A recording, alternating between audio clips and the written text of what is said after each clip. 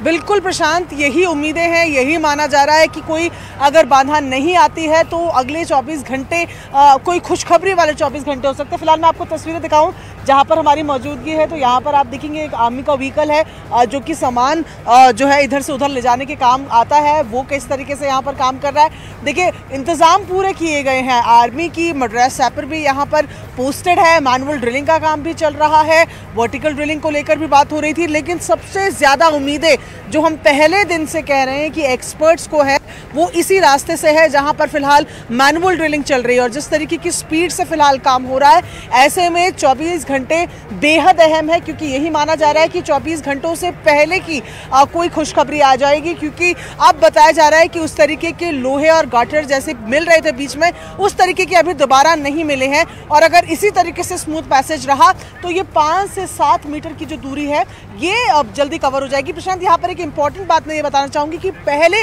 जो rescue pipe के लिए जो पाइप्स डल रहे थे वो 6 मीटर के थे, अब 3-3 मीटर के डाले जा रहे हैं। यानी कि जो पाइप्स हम दिखा रहे थे कि 800 डायमीटर के जो पाइप्स हैं उनको 300 का करके आप अंदर की तरफ भेजा जा रहा है। यानी कि इसी वजह से हम कह रहे हैं कि 2 पाइप और पुश होने, ये छोटे से 2 पाइप पुश हो जाएंगे और उसके बाद ब्रेक थ्रू हो जाएगा, यानी कि मजदूरों तक पहुंच जाएंगे। और उसके बाद का एक लंबा प्रोसेस है, आप मजदूरों तक पहुंचने के बाद तुरंत उनको निकालना शुरू नहीं कर दिया जाएगा, पूरी टनल को पहले क्लियर किया जाएगा।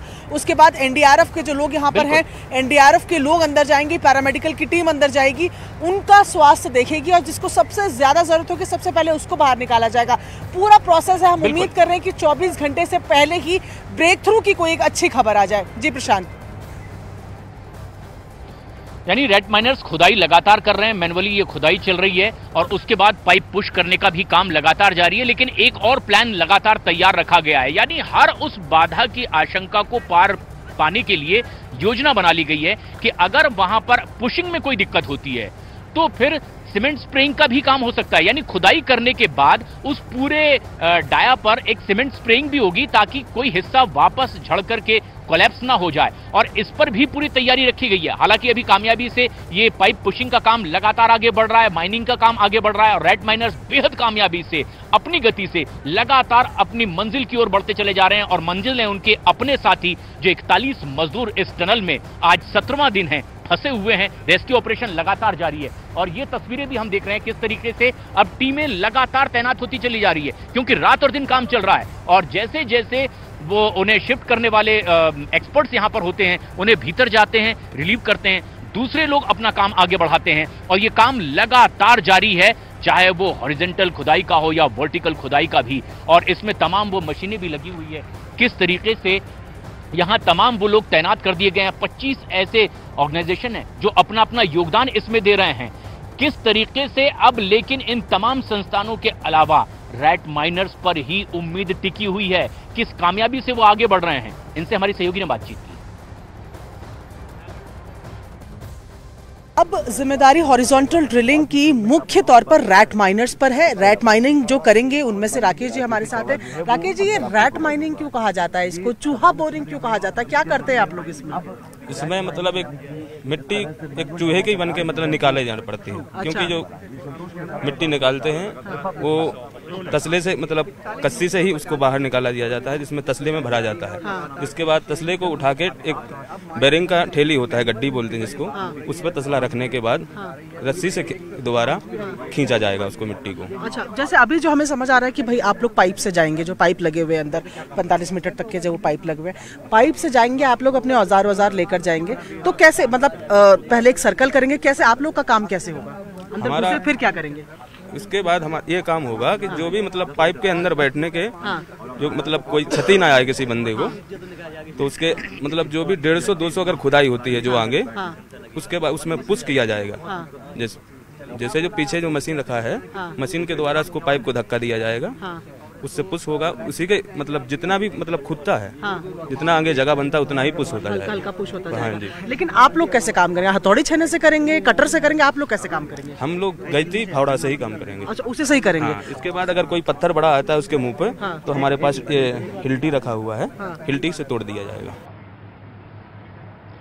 तो रेड माइनर्स बता रहे हैं कि किस तरह से अब मैनुअली लगातार खुदाई कामयाबी से आगे बढ़ रही है।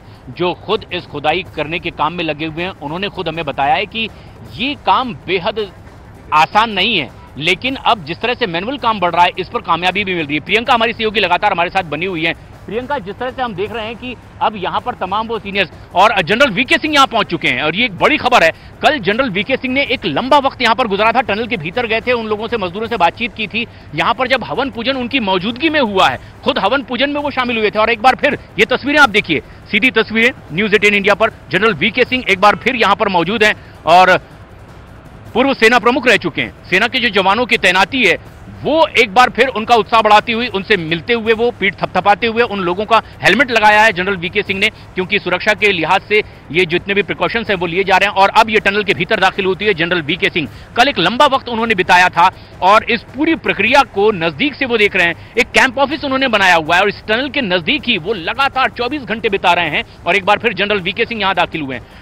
हमारी सहयोगी प्रियंका लगातार बनी हुई है।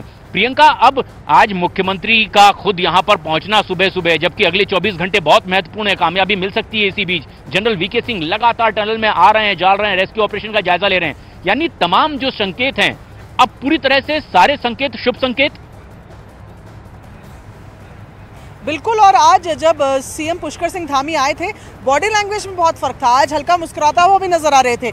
जब पिछली बार उनसे मुलाकात हुई थी तब उन्होंने जानकारी दी थी कि ब्लेड फंस गया है, जिसकी वजह से मिशन आगे रुका हुआ है, तो उनकी बॉडी लैंग्वेज में भी चेंज है। जनरल वीके सिंह की अगर बात करें तो उनको अब यहाँ कैंपिंग करते हुए काफ़ी दिन हो गए हैं। वो हर रोज़ यहाँ पर आते हैं, सुबह आते हैं, रात को यहाँ से निकलते हैं। पूरी जो गतिविधि अंदर होती है, पूरा जो ऑपरेशन अंदर होता है, वो उसके साक्षी वहाँ पर रहते हैं और लगातार उनकी कैंपिंग चल रही है। और कल रात देहरादून से सीएम पुष्कर सिंह धामी भी उत्तरकाशी जो है वो आ चुके हैं। रिलेटिव्स जो हैं उनसे बात करते हैं। चंचल जी, कोई बात हुई आज? नहीं, कोई बात नहीं मैम। अब कुछ बताया है कि कब तक कोई अच्छी खबर आ जाएगी? अभी तो ऐसा कोई टाइम बताया नहीं है, बस निकल 5 जाएंगे। मीटर है, थोड़ी उम्मीद लग रही है। हाँ जी, हाँ जी। तो ये देखिए, जिनके अंदर रिलेटिव हैं ये बाहर आए हुए हैं, आज बता रहे हैं कि इनको फिलहाल किस तरीके का टाइम नहीं दिया, लेकिन एक उम्मीद तो है, वो जरूर सबके चेहरों पे अब दिखने लगी है।